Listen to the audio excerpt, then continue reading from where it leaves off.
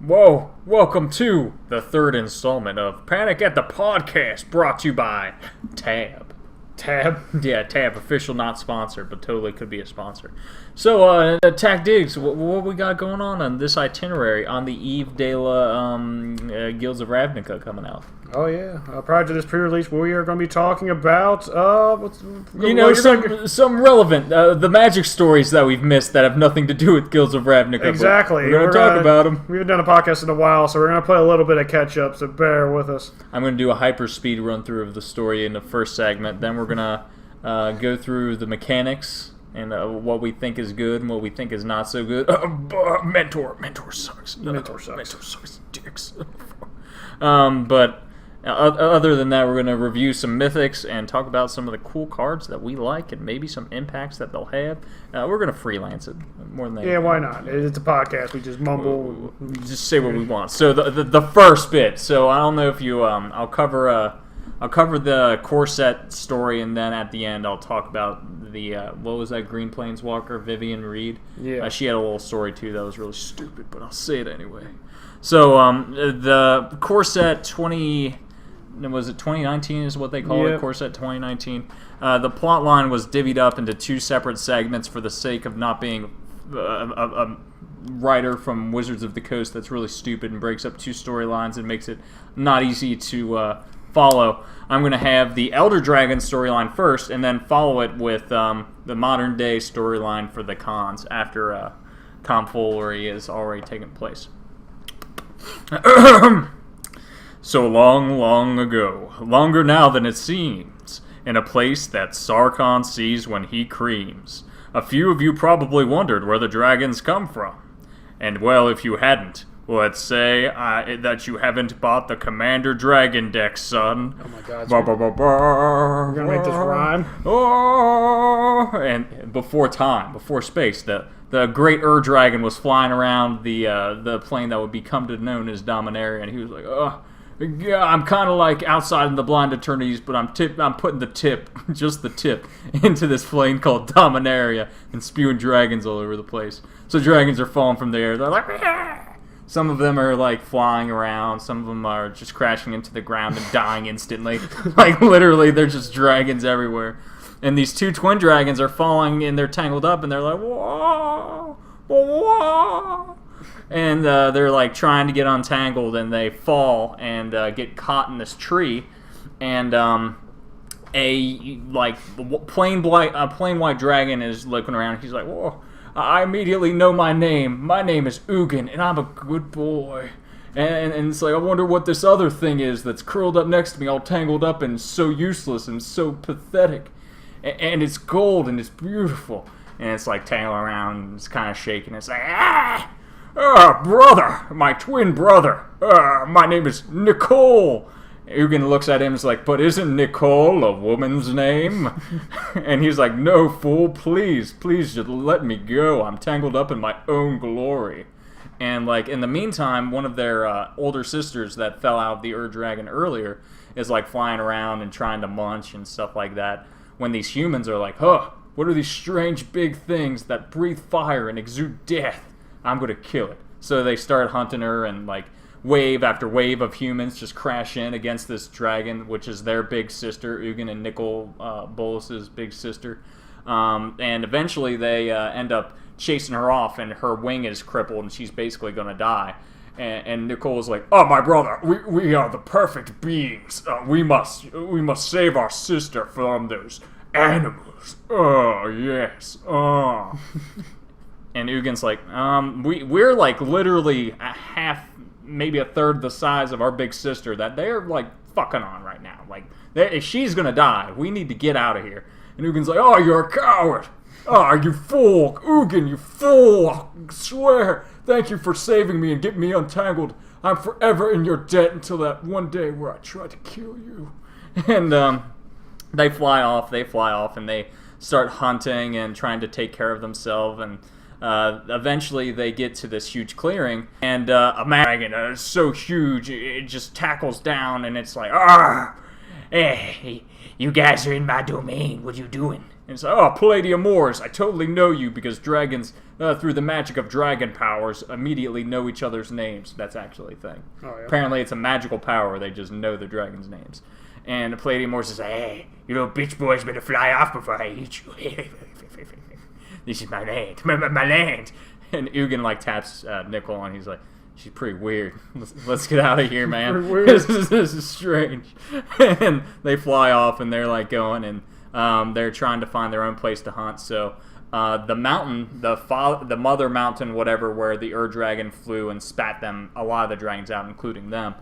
There's a nice open pool with like a bunch of fish and wildlife, and there's this grand silver dragon that's putting the tip of his mouth into the river, just into the pond, looking at everything. It's like really calm and pristine. And they come up and he's like, what's going on, bro? And Chromium Rule pulls his head up and he's like, you sons of bitches. I'm trying to watch me some fish. Just leave me be. And they're like, oh, but bro, come on, you're so big. Because, like, Ugin and Nicol were born premature, essentially, since they were born as twins. Mm-hmm. And where all the other Elder Dragons have two names, like Palladium Moors, Chromium Rule, things like that, they only have Nicol and Ugin. Essentially, they have lesser names because they were born as lesser. And Chromium's like, well, I'm done with your bullshit. I'm trying to just watch wildlife. I'm a smart boy, and I'm out of here. Bye-bye. And he is all beautiful, and he flies away, and they're like, whoa, whoa, whoa, whoa, whoa. So they roam the world, basically just hanging out, and eventually they run into the evil guy, the one that blows up permanence when he attacks that other dragon. Arcades? No, not Arcades. Varus something? No. Marcus? I can't remember his name. Whatever. So he's like, I've got a gang of boys, and we're going to kill you if you don't get out of here. And they're like, well, I guess we get out of here. So they eventually find Arcades Sabathoth, who basically built an entire civilization that worships him. And these people are like, dragons other than our lord, shoot him down. And Nicol's like, I'll kill you myself. And Arcades is like, whoa, whoa, whoa, whoa, whoa. Calm down. Let me show you the way. And so, like, they all start hanging out. Nicol starts hanging out with Arcades Saboth. And then Ugin's hanging out with this nice old lady who starts teaching him bubble magic. Yeah, just making bubbles and floating stuff. And then they're just hanging around. They spend, like, hundreds of years meditating with his master, and essentially just hears a commotion, and there's these two brothers. And unbeknownst to Ugin, Nicole's like, hey, boy. Hey, boy. Remember that time 10 years ago where your brother looked at that girl you like, who's now your wife? I bet he touched her. I bet he played her PlayStation. You should probably kill your brother. Fucking kill your brother. And then he killed his brother. And Ugin's like, bro, you can't just mess with people's minds and make them kill each other. And Nicole's like, it was pretty funny, my brother. They are lesser than us. It was so funny. And eventually they just roam away. They go back to the mountain where their sister had died, because Nicol at this point is like, I'm done hanging around. I've learned all I can from Arcades. We're going to take back and kill the people that killed our sister all those years ago. Lo and behold, they built like an empire based around like worshipping the murder of dragons, and they developed spells for killing dragons. And even Palladium Moors is like, I don't go over there anymore. I'm pretty crazy, but those guys, they really fuck you. Have you seen their buildings? They're literally buildings made of dragons. It's pretty crazy. And so they're flying through, and they're trying to get to the mountain, and they shoot this harpoon at Ugin and Nicol, and it just grazes Ugin and gets his leg, and his leg's starting to get crippled. There's like an enchanted poison that's on there. So he lays on top of the mountain with Nicol, and basically they're hanging out up there, and one human walks up. And it's like, you guys are really fucking stupid. You know that, right? And they're like, whoa, you human, you dare approach us? And then the human transforms, and he's a giant silvery dragon. It's like, it's me, you fools. It was I, Chromium Rule. I've been walking amongst the people. These people are crazy. Like, literally, we need to stay away. This is their place now. And Nicol's like, oh, we are the greatest. Dragons were put on this earth by our great ethereal dragon lord to dominate over all. I bet it's just really stupid.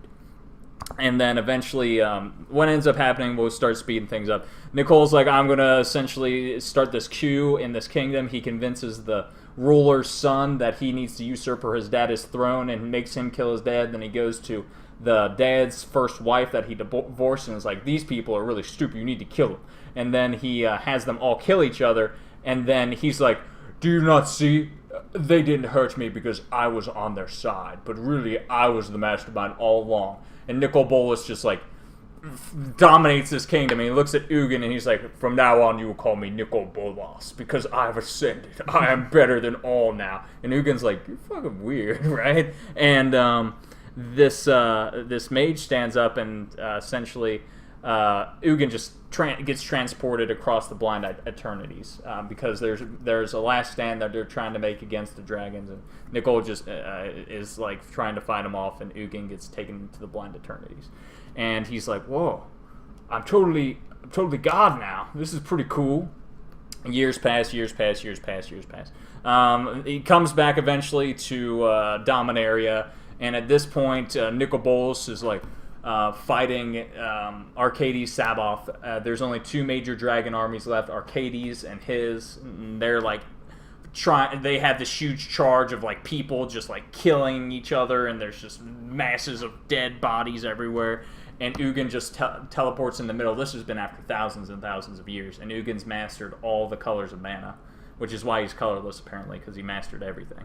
And he's like, "Stop, you fools!" And Ugin and Nicol Bolas is like, "Brother, cool, let's go. I want to show you where I rule now. I'm totally the greatest dragon of all time."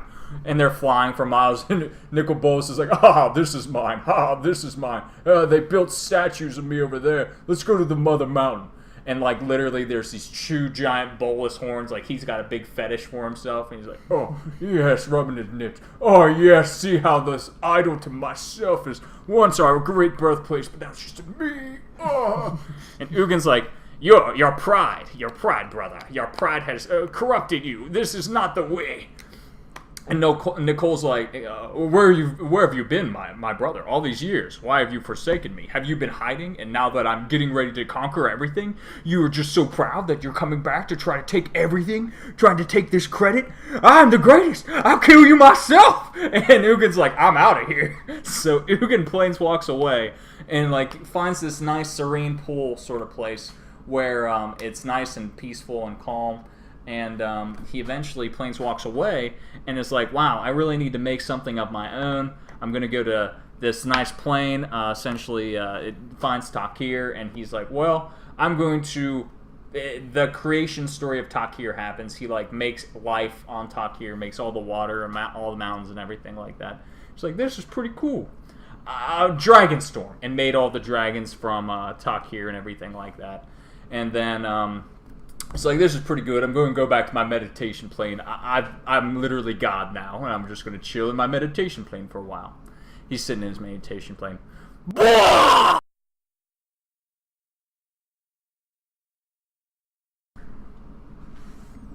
Is it working? Hopefully. Okay. I guess we're good. Whoa, welcome to the third installment of Panic at the Podcast, brought to you by Tab. Yeah, Tab, official, not sponsored, but totally could be a sponsor. So, Tac Diggs, what we got going on this itinerary on the eve de la Guilds of Ravnica coming out? Oh yeah, prior to this pre-release, we are going to be talking about some relevant the magic stories that we've missed that have nothing to do with Guilds of Ravnica. Exactly, we're going to talk about them. We haven't done a podcast in a while, so we're going to play a little bit of catch up. So bear with us. I'm going to do a hyper speed run through of the story in the first segment. Then we're going to go through the mechanics and what we think is good and what we think is not so good. Mentor sucks. Mentor sucks. Dicks.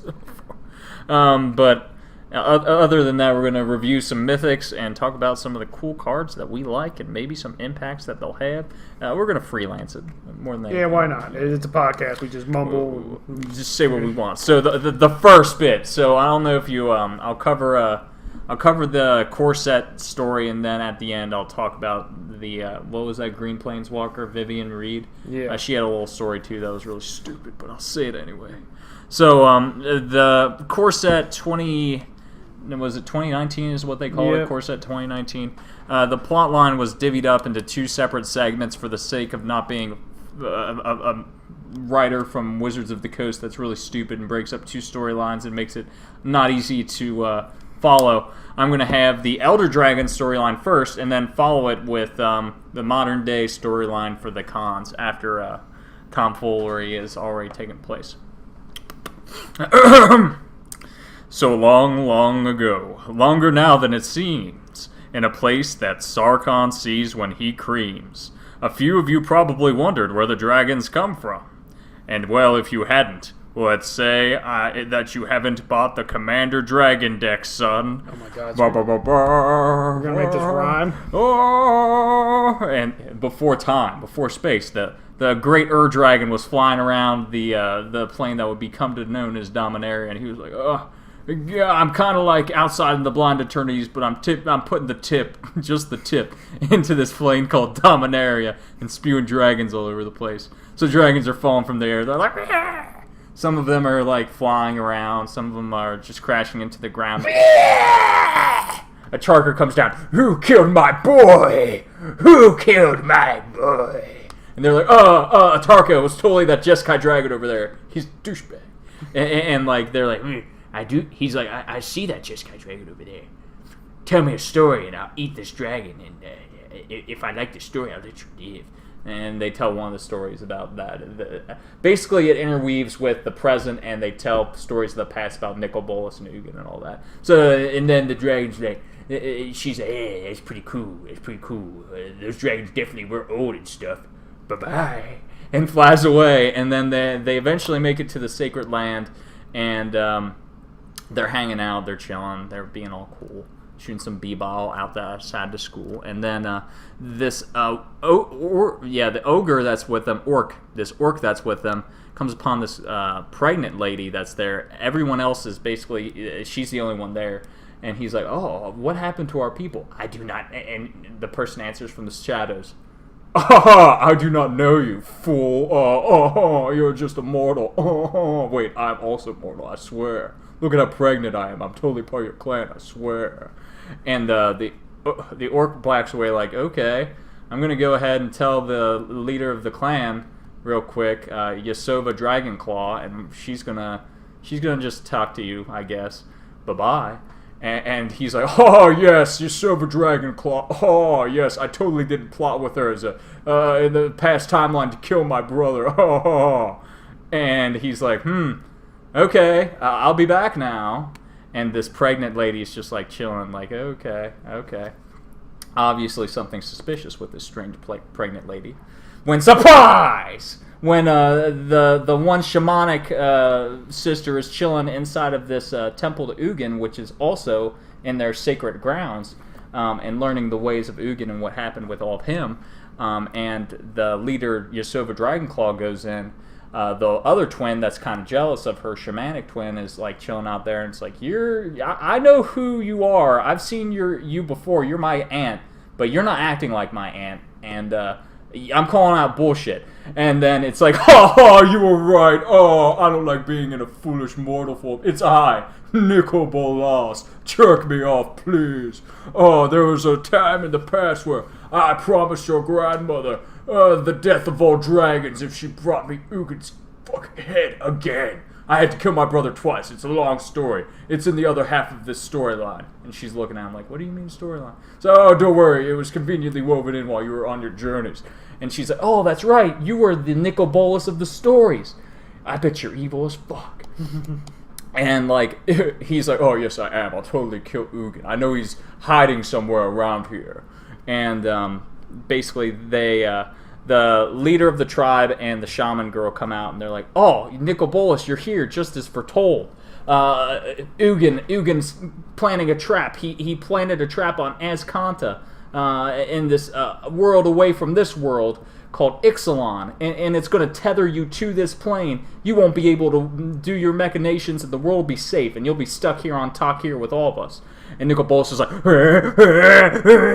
trying to like find his way out of it and everything like that, and he just planes walks away and does a massive like earthquake, and they survive somehow. And the one twin that wasn't the shaman's like, wow, really? Ugin was planning that? And they're like, oh, no, we just made that up. Ugin said he was doing a plan, but it didn't go through. Apparently, the Sphinx guy, Azor, didn't end up with the follow-through. He got essentially missed the timing because Nicol Bolas basically killed Ugin right before it was supposed to happen. It was a weird thing. And so then it ends. Nicol Bolas runs away, and basically Takir is safe for now, and we found out that Ugin and Nicol Bolas were brothers, which was not revealed before, and Nicol Bolas kind of had some redeeming qualities, but he's more an asshole than anything else. Literally the Kanye West in Magic. What else? Oh, wow, Dominaria happened. I'm not going to cover Dominaria today. But basically the thing with Vivian Reed's like, I got this dinosaur for you guys, and brings it to the Ixalan vampire people. And the Ixalan vampire people are like, we jerk off to pain, please torture this dinosaur, oh! And Vivian's like, I don't like that. And literally brought down their entire civilization. Yeah. Literally the vampire main capital is destroyed now because of Vivian. So, in case you want an Ixalan update like the other one that I did, yeah, literally those vampire inquisitors are just their capital is laid waste to now. Their king's dead. They got she killed the king. It was pretty cool, but it was really stupid. So yeah, that's it. Yeah, that's the story. That's the story. You probably blew up their headphones after with a couple of them screws, but we got it covered. Good. All right, we're going to now move on to we're going to go ahead and cover the mythics of the set. You know, the set that we're supposed to be talking about anyway. But dude, there was a lot. There's a lot. There was a lot that happened in that story. All right, time to go over the board. The boys. All right. So, some mythics, boy. I guess we can cover the mechanics of them, since a lot of them at least show one of each mechanic. First mythic we're going to cover. We're going to do it as the shit legit. Oh, yeah, we're going to talk about it. And if you've watched the podcast before, we usually do this thing called shit or legit, where we go over each mythic and, we vote. Is it shit or be it legit? The first one we got here is Divine Visitation. 3 generic, 2 white, enchantment, mythic. If one or more creature tokens that would be created under your control create that many 4/4 white angel creature tokens with flying and vigilance instead. Flavor text is, the angels appreciated the offer, but politely declined to eat any bird seed. That's really stupid. That is really dumb. But the card itself is legit as can be. Wait, is the flavor supposed to be someone spawned these birds, but they turned into angels somehow? I guess so. That's pretty cool, I guess. No, that's really stupid. Power level wise, when you play it turn 5, it's powerful. Will do anything in standard. I think the curve is too high. Well, blue-white control is the thing, but blue-white control does not have a whole lot of token generation. No. If anything, this would go in a night deck, because knights do.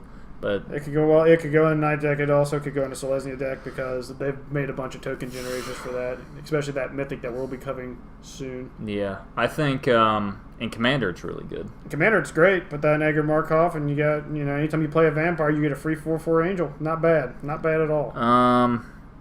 So yeah, I'll say legit. It's legit. I like it. I like it. Next up, the Dream Eater, which is the Nightmare Sphinx. Flash flying when Dream Eater enters the battlefield. What's the CMC on this? What's the CMC on this? Oh, you talking about the 4 and 2 blue? Mm-hmm. Yeah, well, he has Flash and Flying, and then when Dream Eater enters the battlefield, Surveil 4. When you do, you may return target non-land permanent and opponent controls to its owner's hand. Does a lot. Yeah, it's a very does die to bolt. Does die to bolt. Does die to bolt. Lightning Strike is in standard. There's a lot of is it removal actually in standard.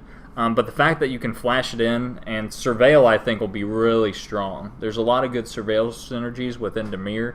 Surveil, in case you didn't know, so it's like an upgraded Scry. You get to look at the top number of cards.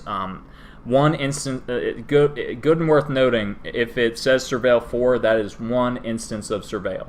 So if you have any triggers like the 2-drop bug that says anytime you would Surveil, put a +1/+1 counter on it. Yeah. Surveil 4 only gets 1+1/+1 counter. That's actually really important to know. So you look at the top 4 cards of your library, and you can put any of them back in any order, or put any of them in your graveyard.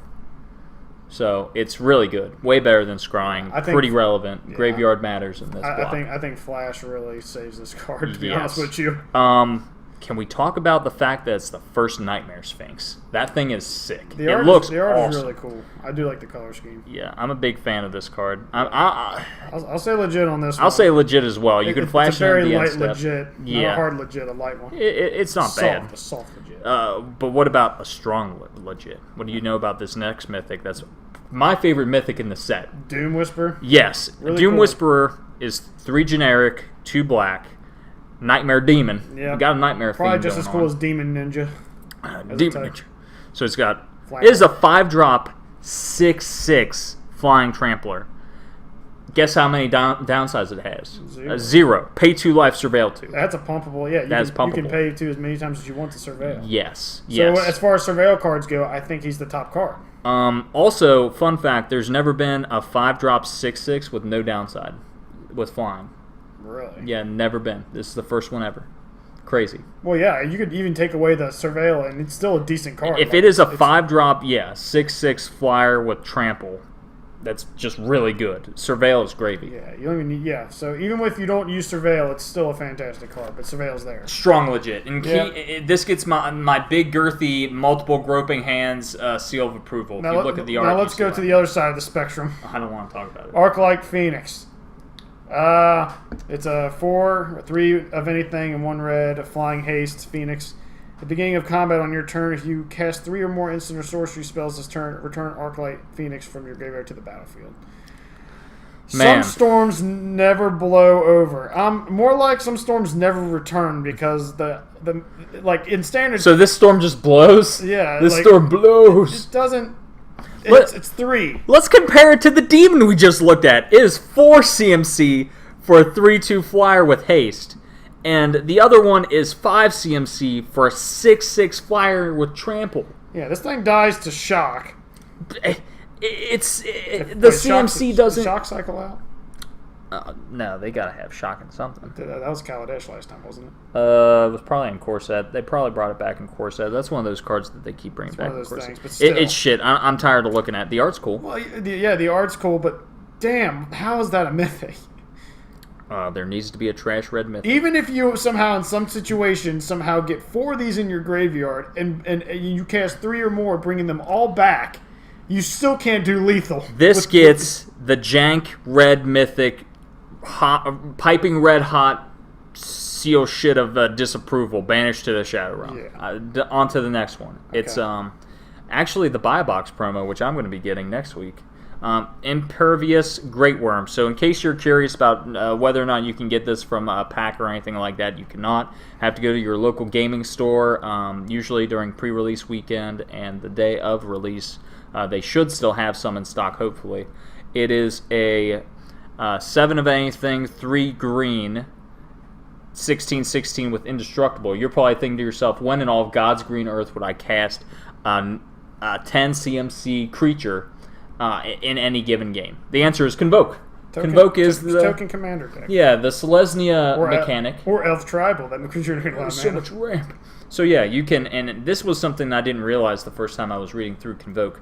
You can tap a creature for 1 generic or 1 mana of that creature's color. So you can go towards the green if you got a green creature, which is really cool. Arguably free casted in some ridiculous off the wall cases, but 16/16 indestructible trample. I love it. I like the art too. I'm a big fan of worms. This card is only printed in foil. Yes, legit. I like it. Next up, we got the Nullhide Ferox. Good old wonky, derpy cat / bear / Wolverine. I'm gonna say yeah. Too many teeth. He's teething all over the place. It's 2 of anything and 2 green for a 6/6 beast. It has hexproof and it says you can't cast non-creature spells. It also has to pay 2. Nullhide Ferox loses all abilities until the end of turn. Any player may activate this ability. So technically, it's hexproof. Well, it can. You have to pay 2 extra to target it. Yes. It's not technically. I wouldn't even call it hexproof at that point. Now, But a 4-drop 6/6 with hexproof. Yes, but I'm going to get to the nitty gritty. If a spell or ability an opponent controls causes you to discard Nullhide Ferox, put it onto the battlefield instead of putting it into the graveyard. Now that's the. They didn't even have to put that in there. They didn't even have to staple that to the That's the card. money ability right there. That's money. Because like in modern format, this guy can actually do stuff. Yeah. Yeah, because there's a lot of decks. That Even just, in Legacy. Yeah. Legacy, they got, what was that, the Mind Drain thing. there's a lot of strategies that make you discard things, and then look, you get a 6/6. What do you know? And that causes a lot of I mean, even as a sideboard card, he's really good. The art's stupid. The card is good. The card is good. Yes, we'll give it a half legit. I'll give it a legit. It's so unique. Okay, yeah, we'll give it. Legit. I'll give it legit. I think that's the first card with that type of mechanic for cheating it out. Yeah, I'm pretty sure. Yeah, everything like that. Yeah. Okay, the next one is Aurelia, Exemplar of Justice. 2 of anything, and then red and a white. Yep, Boros. Angel. Guild Has leader. Flying and Mentor. Whenever this creature attacks, put a 1/1 counter on target attacking creature with lesser power. At the beginning of combat on your turn, choose up to 1 creature you control until end of turn. That creature gets 2/0, gains trample. If it's red, gains vigilance. If it's white. So she can target herself, buff Exactly. herself, and trigger Mentor a little bit more give it Mentor basically, and it helps the mechanic. Is Mentor going to be good in Standard? I don't think it. I think it's too does slow. enough. I don't think it does enough. Well, the thing is, you can get zapped beforehand, and it's just I don't know. You're putting too many eggs in one basket. Yeah, I'm not a fan. The card itself, though. Okay? So Amonkhet's out, right? Omnicount, yeah, that is. Okay, I was out. about to say because that one card that stops you from getting counters would ruin this strategy. Yeah, that's probably why they had it rotate out, to be honest, because that literally shuts down this. Yeah, you won't be able to use it at all. I'm saying shit on this one. Yeah, I don't like it. I don't like it enough. She's not. Yeah. Chance for Glory, though. Now this is the same. It has the same angel on it, but it's an instant. It's one of anything in the red and white. Creatures you control gain indestructible. Take an extra turn after this one. At the beginning of that turn's end step, you lose the game. Fun fact: did you know if you find a way to not lose the game, your creatures are indestructible for the remainder of the game? So It says they don't lose indestructible. So what? Well, There's the sundial. See your sundial. Pay 1 and tap it. End the turn. yes, you can but do that didn't before. they have a fixed already on another card that misspoke? That like there was a the cards. They meant for that. They actually meant for this one. The other one that switched power and toughness and was supposed to be till the end of the turn, but the way the card reads, it's indefinite. Okay. Yeah, no, that was a mistake. This is actually that's as intended. If you can find a way around it, you can keep This is actually a indestructible. really good card. I think it's pretty good. I like it a lot. I mean, it's in the colors. I can put it in an Edgar once again, and that's great for. You can put the Sendile in there just in case. Just to see, yeah. There's a bunch of red extra turn cards where you lose the game afterwards. That's a legit strategy you could throw in there for the lulls, and then I'll burn your deck. I'll they light it printed on one in fire. Amonkhet. Your cards will never be the same because they'll be burnt. They'll be ash. They'll be. Bye-bye! I say legit on this one. I think it's cool. Art's It is. great. It Moving is. on. Yes. Lazoth, the Multifarce. He's like, I'm so multiple. If you want the Sith Lord on a card, it's him. Yes. Look at him. He literally looks like Palpatine. You're Not like, even joking. Behold my faces. Yes, he's a one. He's a 2-drop. He's a 1 blue, 1 black. Legendary creature is a shapeshifter. When Lazoth the Multifarious enters the battlefield, surveil 1. And then you get to pay X at any time. Lazoth the Multifarious becomes a copy of target creature card in your graveyard with converted mana cost X, except its name is Lazoth the Multifarious.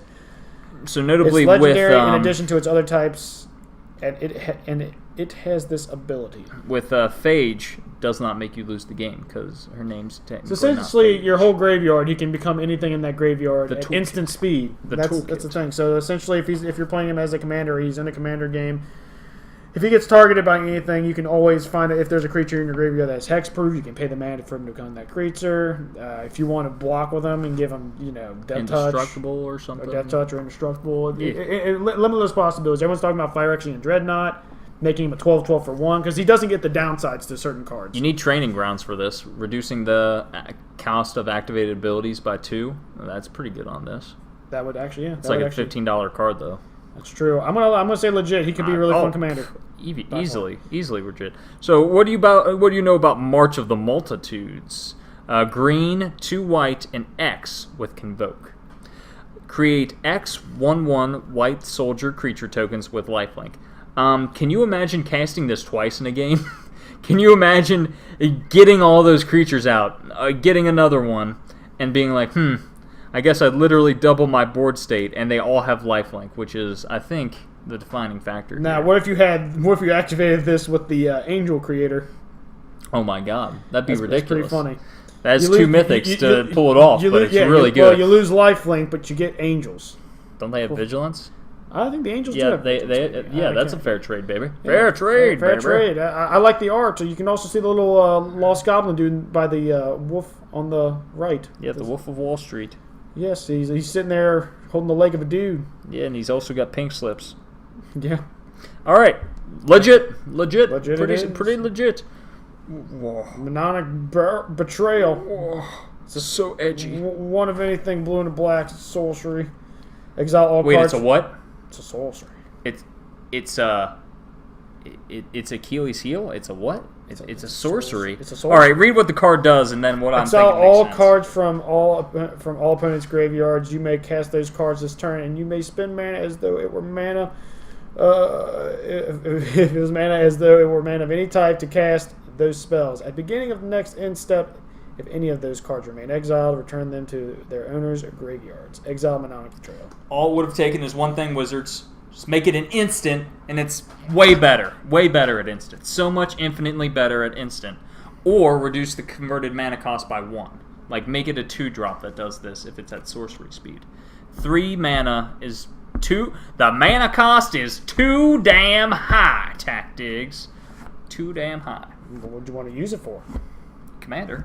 Only Commander. But how in Standard it's not playable. How would you want to use the instant, though? How would you do it at the end step of the third player right before it's your turn, and then I've got all of my mana to cast from 3 different people's graveyards? Yes. Way better in that instance. Or if someone's going to combat against you, cast it, flash in a bunch of like random blockers and stuff like that. It's so good. It's so good at instant speed. Well, it says the beginning of the next end step. If any of those cards remain exiled, return to the opponent's graveyard. So you wouldn't be able to do that to the next. One. The next end step is the end step that's following it. I thought it said your next end step. Nah, does it say your next end step? No, it's just the next. Yeah, so you have to pay 3 and then whatever else. Wizards. So it should have cost way less. This card's shit now. I thought it was good. Yeah, we're gonna say shit, even though some people say it's pretty good. We're gonna say shit. I don't like it. Freaking Ral, is it Viceroy? Viceroy? Did you not watch Phantom Menace? Viceroy. Star Wars, the Viceroy? It's a Viceroy. The Viceroy? It's Condolina Viceroy. Whoa. Yeah, so 3 of anything, and then blue and a red. He's a Planeswalker. Yeah. He's a legendary Planeswalker. +1, look at the top 2 cards of your library, put one of them in your hand and the other in your graveyard. That's for Jumpstart, essentially. Not bad. -3. He deals damage to target creature equal to the number of instant or sorcery cards you own in exile or in your graveyard. That's good because Jumpstart really exiles your instants and sorcery, so you still have a use for them even though they're technically out of the game. Him, the dragon, and 1 sorcery, I believe, count both sorceries and instants in exile. His -8 though is pretty sick. You get an emblem with whenever you cast an instant or sorcery spell. This emblem deals 4 damage to any target, and you draw 2 cards. The emblem. So itself? once you get that, you pretty much you're taking off. Like anything you do, you're dealing a ton of damage. And that's crazy. You're getting more cards to deal damage with. I've never heard of an emblem that it itself deals damage. That's the first time that's happened. I think so. There's no way to protect yourself from emblem damage. It's technically speaking outside the game. That's ridiculous. True. That's weird. Well, we're going to see he's legit. There's not many Planeswalkers that are not legit. Yeah, I think it's pretty legit. Hey, guess what? What? You can't flip coins to get extra turns with him. Immediately worse than the first round. Yeah. Not a fan. It's pseudo legit. 1,000-year storm, 4 of anything, and blue and a red. It's an enchantment. It's Tactics. It says storm on it. Does it do something that's a lot like storm? I don't know. Whenever you cast an instant or sorcery spell, copy it for each other instant and sorcery spell you cast before it. This turn, you may choose new targets for the copies. Wait, are we in a standard that has things like opt and that 1-drop black card that makes you look at somebody's hand? What, duress? Yeah, duress. Is that still in standard? Yeah. Yeah, it is. Spark is. It is. Spark it's is still too. in standard, yeah. There's a lot of 1-drops that can make this ridiculous. Yeah, you can. Yeah, well, the thing is, it's too wonky to be played in standard for the reason it's a 6-drop. I'm sorry, but there's a pretty sick-looking blue and red control deck in the works that would jerk this thing off. Well, we'll see. The storm might be jerked off. Who knows? So I mean, it could be broken. As long as no one destroys it. Is there a way to protect it? Nope. As long as somebody's sideboard. I mean, there's quite a few good cards right now. I know I know of a few really good enchantment/artifact destroyers. There's that 2-drop from Dominaria that for 2 you can destroy an artifact or enchantment, and then that player gets to play a land from their hand. Yep. So, I mean, it could be good if they have no way of hurting it. Then you can go off really quickly. I'm gonna say legit. It's really cool. It's a really cool card. Mostly for commander, but it's still cool. So what do you know about Tristani the Discordant? I thought this was a guy when it was in Gatecrash. Turns out it's a Dryad Tree Ladies. So it's a 3 of anything, a green and a white for a legendary creature Dryad. Other creatures you control get +1/+1, so it's an anthem, which is always good. Power and toughness in itself, it's 1/4, so it's not buffing itself, but it's buffing everything else. Speaking of buffing everything else, when it enters the battlefield, you get 2 1/1 white soldier creature tokens with lifelink, which is effectively 2 power and toughness you get. You're getting a total of 5 power and 8 toughness from this 5-drop. And then that's not counting other things. Plus, getting the tokens and it itself helps with Convoke, which is something that Selesnya is all about. Just in the respect of A, commander, and B, like what the guild itself wants to do and synergize as well. I think it's pretty legit. Yeah, I'm trying to figure out what and then there's that last bullshit. Regaining control of your creatures. I'm trying to think of how that would work. Like in your, are there any creatures that when you attack them, they go to your opponent's side of the field? There's that hostage taker. I almost said sausage taker. You pirate! You took my sausage. I am taking your sausage. Give me back the sausage. My Tristani demand that you return all the sausage, and then you get it back.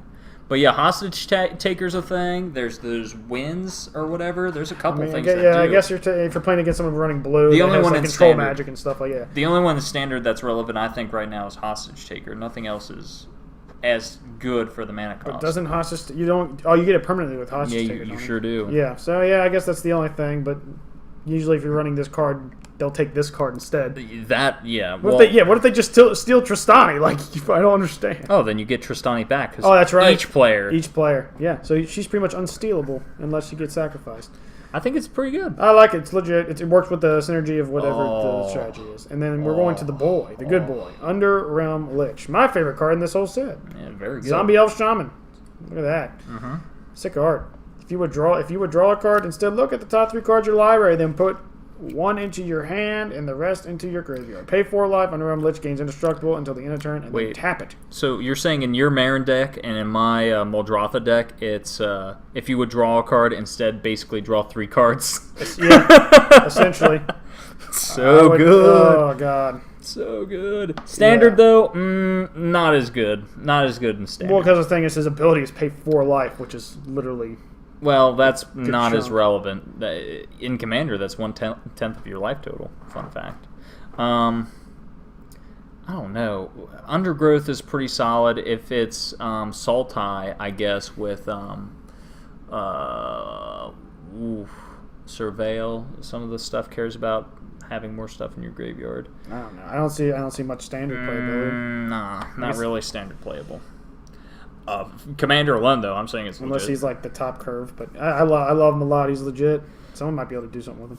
Well, Queen! Yes, the Queen! Ending off with the good girl. Vraska, the Golgari Queen! Pretty sweet art. 4 mana Planeswalker, always good. Always good. Unless it's 3 mana and it's Tibble. Yep. Tibble shit. Anyway, so 2 of anything, a black and a green. Vraska, Gorgon Queen. She is a legendary Planeswalker, Vraska. +2, you may sacrifice another permanent. If you do, gain 1 life and draw a card. Not bad utility. Get rid of Saproling tokens are in that color from Dominaria. We're just talking about decks that goes like put it in Marin. It's a sack outlet, which is perfect, and then you gain a life and draw a card from a sack outlet. Extra utility. Yeah. -3, destroy target non-land permanent with converted mana cost 3 or less. It'll be decent. It's just there, so it could be. The +2 is the big one. What if it just said destroy target permanent? with the converted mana cost 3 or less. That you could would just be blow nice. up lands. That would be overpowered. That would be too, nice. So good. Her +2s are like her +2 is pretty much the go-to. Her -9 is for the lulz. Oh, -9. It's like her other ultimate when she was in Ravnica, the assassin lady. Yeah. Basically everything that you control is an assassin at that point. So if ever a creature you control would deal damage to a player, that player loses the game. Yeah. Imagine it with those unblockable merfolk. Do a Sultai sort of crazy deck with those merfolk and just Merfolk. swing Well, yeah, this would work. If I would put this in my Marin deck, I would have to probably have Filth in my graveyard, giving them all my creatures Swamp Walk anyway. Would you also put in Urborg, Tomb of Yawgmoth, to make all land swamps? That would be nice. I don't want to pay for that card though. It's only $14. It's only 14 is still high for me. I'm a cheap bastard. Tell that to my Talarian But Academy. yeah, I mean that's I think that's everything, and so I mean I'm pretty freaking excited. There's a ton of rares. Do we even talk about it? Do we even talk about the trophy? No, everyone pretty much has heard enough about it. It's freaking amazing. Do we even talk about it? Everybody wants it. I'm pretty sure it's like almost $100. Do we even talk about instant speed, non-creature Snapcaster Mage? Snapcaster Mage. That's not a creature. No, we don't need to talk about Mission Briefing either. It's not bad. Everyone knows about it. We usually just Do we even talk about my favorite rare in the set that no one cares about other than me? Omnispell Adept. What do you know about an extra turns matter spellslinger deck where you got a 5-cost human wizard? It was initially a wizard tribal deck, but I was like, let's just put more extra turn spells in here. It'll be fine. 2 of anything in blue, tap it. Cast an instant or sorcery card from your hand without paying its mana cost. So, living the dream, being able to cast, what's that buy box promo that's like literally people are up and on? Nexus? Yeah, Nexus of Fate. Turn 6 unless you're playing blue-green and cheated in with Llanowar Elves or something stupid like that. It's true. I mean, obviously you can get like a Soul Ring, and you can get it way earlier. In Standard? Oh, you're talking about Standard? I'm talking about Standard right now. I'm not talking about Commander. Oh, okay. Well, Commander has way... Okay, yeah. I mean, no, yeah, you can run Ramp or something. You do. I might do it for the lulz, even though, Nexus of Fate is $30 a pop. So, probably not going to do it, actually. I want to buy that shit. Quasi-duplicate's pretty good. There's so many good rares in this set. It's the Tutor? Unreal. Did you see the Tutor? The Tutor's really good. Mausoleum Secrets. Yeah, it's very good. There's just so many good cards. We could go on and on. So many good greens. Let me find a shitty card real quick so I feel fun. Yeah, Chamber Sentry. Yeah. What do you know about so terrible, like awful walking It's ballista? a walking ballista, but useless. It's actually probably the most useless rare. In Yeah, I hate Chamber I would think so because it's literally unplayable. Its ability is ridiculous. Well, the funny thing is, it doesn't work. I was reading it was slow at work, and I was reading all the rules. They did a rules article about the set, and literally it said you could pay 20 mana, and at best it can still be just a 5/5 because it's based on the mana cost. Oh, there it is. I just don't. Oh, I hate when they make cards like that. They know it's not going to work in anything. Why did they say X? Why didn't they just make it? Well, I guess you could do 2. Yeah, there's added flexibility with it, but it's still really stupid. Do we even talk about the? Everyone knows about Rather Silencer. Guess what I found about when I was reading my rule text? What? If you flicker her after she deals combat damage, she doesn't get shuffled away, but you still shuffle your library. How about that? What about the Ghost Boy, the Ghost King? What's his name? I know. The King Eternal. He's blue and white. Yeah, I think I know. Anyway, yeah, if you trigger his ability and flicker everything after you deal damage, she remains in exile and then enters the battlefield again. You still exile the creature. You shuffle your library because the shuffle library trigger is technically separate. Very good. Very crazy that they printed it that way because you can break it if you have a lot of flicker abilities. If you build around it. I mean, honestly, it's an instant target though. But it's an awesome card. It's an awesome card. Oh god, it's so So good. yeah, there's just so many good rares. We're not gonna be able to cover everything. Yeah, there's so much. In my opinion, all in all, we're gonna kind of wrap this up for a pre-release. I'm gonna go with Golgari for my kit. Oh no. I feel like okay, that depends. I want Golgari and I want. It depends if I keep the like main. because of course there's Assassin's Trophy or whatever, and You're not gonna go Boros. I want it for the Lich, but go Boros. Most people are gonna go just to get that trophy possibly. Because it's so good. Yeah. But how much of this set would they have to print feasibly for the trophy to go down in price. Would they have to do it as a Friday Night Magic promo? Probably. Do you think they'd have to my print it a couple prediction times? is that at its absolute lowest, I think it's going to be $15. At its absolute 100% lowest. I feel like it's going to be a $25 card for a long ass time though. Because it goes good in any deck that runs those colors. It literally is. It has to be. It's just a 2-drop kill anything. It's not indestructible. Even lands. Wait. So you're playing mono blue Tron? Are you gonna splash green and black for Assassin's Creed? They probably will. I wouldn't even Well, surprised. they run prismatic, that $5 common whatever prismatic. Or they could just run Chromatic Lantern. Yeah. Oh. That just got I'm so happy. So it makes they everything. reprinted Yeah. that. My Joda deck finally gets a Chromatic. Are you Lantern. more happy about? That's a stupid question. You more happy about? Regardless, I'll say it. Shocklands or Chromatic Lantern? Shocklands. Clearly. Shocklands. I'm so happy they're Shocklands. back. I only have like a few. I didn't even know they were going to bring them back. In an official Wizards article, they said they wanted to bring them back 2 years ago, but they couldn't find flavor for it to fit. Yeah. Yep. This is going to be interesting. Good old Guild Gates, though. All right. Yeah. No basic lands in packs, only Guild Gates. Yeah, that's going to be interesting. What do you know about the Guild Gate Matters cards? Like, whenever you play a Guild Gate, you draw a card. When this enchantment airs, it's like convene the council or something like that. Are they going to make a card that just... well, they already did. Pretty much, what is that? The Red Sun or whatever? No, not Red Sun. It's not the Blood Moon thing. It's the other version of it. They just Blood Sun. Yeah, lands come in without their ability, so they would come in untapped. Yeah, they did that literally like a set ago. I understand that, but I was hoping they make a card for just the gates. People probably wouldn't use it, but gates come in untapped. Maybe. Hey. Make that a mythic land.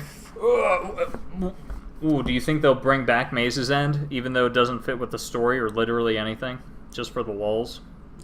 What if they just made the story around it to where they print it again? Maze's End. Here's a vintage old card spotlight. This is a card that anyone who plays Commander needs to buy. Was this from when you're looking, just buying random stuff? Yeah. Where was it? In case you're wondering, when I get bored at work, I just look through older sets and just buy things I think are cool. Dang. Well. Can't find it. Yeah, if you're curious, it's literally a $1.50 land from Urza's Saga that enters the battlefield untapped, can tap for 1 mana of any color, but if you don't control a creature, sacrifice it. Very good. It's only $1.50. Yep. Buy it. Let's do a buyout. It's not reserve list, I don't think, but let's buy it out. It's going to be reprinted new master set, I swear. They're like, oh, there's PDT people. They found it out. We found a new reprint. Yeah. But yeah, that's pretty much it for this podcast, though. We've got some possible awesome things coming up. Our buddy bought a box of original Innistrad. Wow, you need to sell it harder. You need to be like, our friend Jeffrey. He spent his hard-working money because he has a big boy job and is like, I saw this box of Innistrad. He $400. I pissed on $400. Yeah, we are. I guess he's one to either draft it or open it. He's one to draft it. Okay, so we might be drafting. We might be the only person ever, or only channel do an actual full draft. Possibly. I think Unsleeved Media did a draft, but it was a while ago. Well, it looks like we're doing the only one within recent times. Yeah. Well, I don't even remember if he did that or not. It might have been Dark Ascension. But stay tuned for that. And then Jimmy is also going to attempt to get the Masterpiece edition of the set. I asked for the day off. Yeah, I'm getting it. Jimmy's gonna get on that broken website and try his very best. I told my boss I need October the 3rd off. He raised his eyebrow. I was like, why do you need like a day in the middle of the week for no you have a week of vacation coming up 2 weeks after that too. Why are you asking for this day off? It was a family emergency. Family emergency, I swear. So I don't know how many people are going to get that and open it, but yeah, we're going to do that definitely on the channel. We're going to draft it. I guess we can. Yeah, I guess we draft it. That'll be fun. See what happens. We're going to use surrogate cards for the Planeswalkers themselves because they are going in cases. Yeah, they're going to be expensive. So they're probably going to get framed. That's if it happens, but we'll see. We hope so. It'll happen.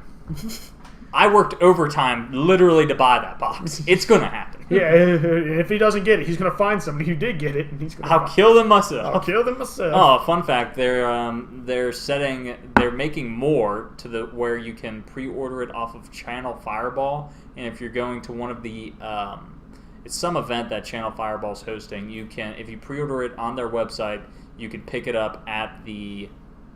It's like a Pro Tour. You have to drive to the Pro Tour to find it? Yeah, you have to pick it up there. Woo! But you can pre-order it online as of today. Okay. But you have to pick it up at the event. Where's the event? I don't fucking know. We taking a road it's not trip? around here. No, I'm going to buy it myself. That'd be ridiculous. So yeah, the more you know. All right. Well, that's it. Oh, hey. What? Magic Arena live beta is on the 26th, September the 26th. It goes live. So you can go for free. It's an open beta now. It's not closed. Sick. We could record playing it. We can play some arena. We can do some drafts. It'd be fun to draft as a thing. We can. I mean, I don't know. I don't like how they do drafts, though. You draft against robots. You don't draft against people. That's stupid. Yeah, and then you go into one-on-ones against people.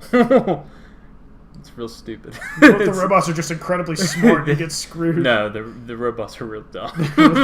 They're really dumb. From what I've seen, they're pretty dumb, unless they patch the AI. But yeah, let's try to do that too. Yeah, we'll try that in the future. So yeah, stay tuned for more content. We're trying to push some more out, but we got Jimmy's job got wonky hours too, so we're kind of getting things done when we can. I try my best. We try our best. If it makes you feel any better about our content, I swear my extra income. At least 20% of it goes to cards, and trust me, that's a pretty decent dollar. We're just trying to keep things going. Yes, you comment below. Say all hail the PDT boys. The second coming of boyhood has come upon us. Hashtag delicious beverages. What? Yep. Jimmy has become Nico Bolas and is just so full of himself. Oh, yes. There's a Nico Bolas. You might remember me from the first part. Everyone just start talking in the Nico Bolas snooty, rich white guy voice. Oh, thank you for saving me, Ugin. I'll kill you one day. You guys like and subscribe, and we'll see you next time. Oh, bye-bye.